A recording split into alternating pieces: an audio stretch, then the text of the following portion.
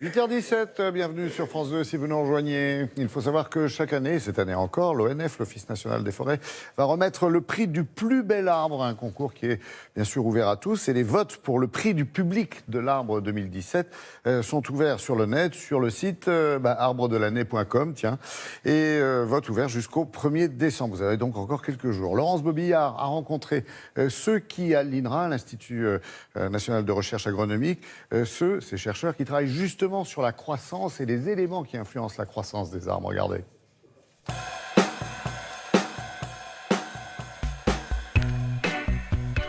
Ça, c'est un noyer. Ça, c'est un cerisier. Et ça, c'est un érable. Ce sont tous des arbres avec un tronc, des branches, mais lorsqu'on les plante, on ne sait pas toujours comment ils vont évoluer. Eh bien ici, à l'INRA de Clermont-Ferrand, des biologistes et des physiciens ont travaillé sur les secrets de la croissance des arbres. Vous êtes en plein vent là, hein? Donc on est effectivement en train de lui soumettre à un test de petits impacts de vent, de petits influx de vent. Et on regarde à la fois comment elle va bouger au vent, ça va la déformer, et ensuite, ce que ça va faire, c'est qu'elle va percevoir cette déformation, comme vous et moi, quand on est face au vent, et elle va réagir pour s'adapter à ce vent. Le vent a une influence sur sa croissance. Alors, le vent, il fait plusieurs choses. D'abord, évidemment, ce que vous voyez, c'est qu'il la fait bouger.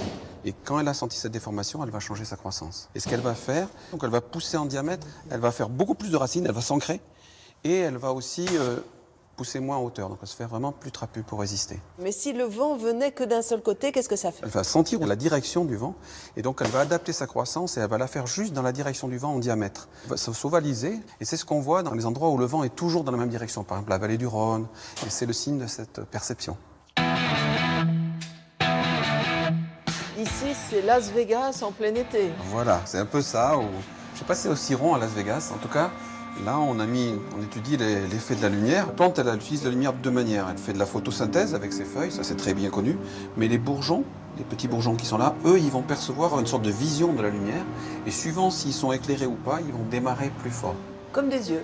Un peu comme des yeux. D'ailleurs, les horticulteurs appellent les bourgeons des yeux. Et ils vont percevoir, grâce à des pigments, la lumière. Et donc on étudie comment vont démarrer ces bourgeons et éventuellement construire la ramification. Petit à petit, vous avez l'arbre qui va s'édifier en fait. Le but, c'est de comprendre comment l'arbre peut grandir en fonction de la lumière qu'il reçoit. Ici, il a de la lumière partout. Si on met de la lumière que d'un côté, on va le voir se diriger et se construire vers la lumière. Et donc vous avez fait ça sur ordinateur aussi? Ah oui, alors après, on a utilisé tout ça sur ordinateur, mais il faut qu'on se déplace.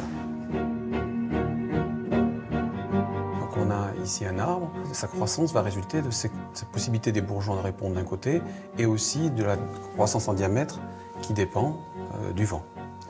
Et cet arbre va grandir et ensuite il peut éventuellement se reproduire et donc donner des descendants. Et alors l'idée ça a été d'aller un peu plus loin que ça et d'essayer non seulement de faire un arbre mais toute une forêt et de les faire croître, se multiplier et de voir ensuite ce que donnait l'évolution. Alors pour ça on a fait une île virtuelle. Alors c'est une île un peu schématisée, hein, elle est toute ronde ici. Donc, les arbres grandissent, ça diable, de temps en temps, hop, là il y a eu un coup de vent, donc il y en a eu des cassés. Et puis ici on voit les années, hein, donc ça, on est à 3000 ans, vous voyez. Et donc cette forêt évolue et petit à petit on voit qu'il y a une espèce qui l'emporte sur les autres. Et c'est cette espèce en fait qui a su tirer parti des conditions particulières qu'on a mis sur cette île-là cette fois-ci. Et cet arbre, est-ce qu'il existe vraiment? Est-ce qu'il y a une espèce qui se rapproche de cet arbre aujourd'hui? Si on le regarde comme ça, il ressemble à un certain feuillu, certains chênes par exemple. Donc on a montré, et c'est ça vraiment l'originalité, que ces relations-là, ces formes particulières de tous les arbres qui communent aux arbres, elles peuvent résulter simplement de la sensibilité à la lumière et de la réponse à la lumière et de la réponse au vent. Toutes ces expériences ont des applications pratiques. Par exemple, on sait qu'un arbre doit être exposé au vent pour devenir plus résistant en cas de tempête ou pour fabriquer plus de bois. Ce sont des éléments aussi importants pour la filière bois française, car en France, nous avons les plus belles forêts d'Europe. Et malgré ça, eh bien, nous importons la plus grande partie de notre bois.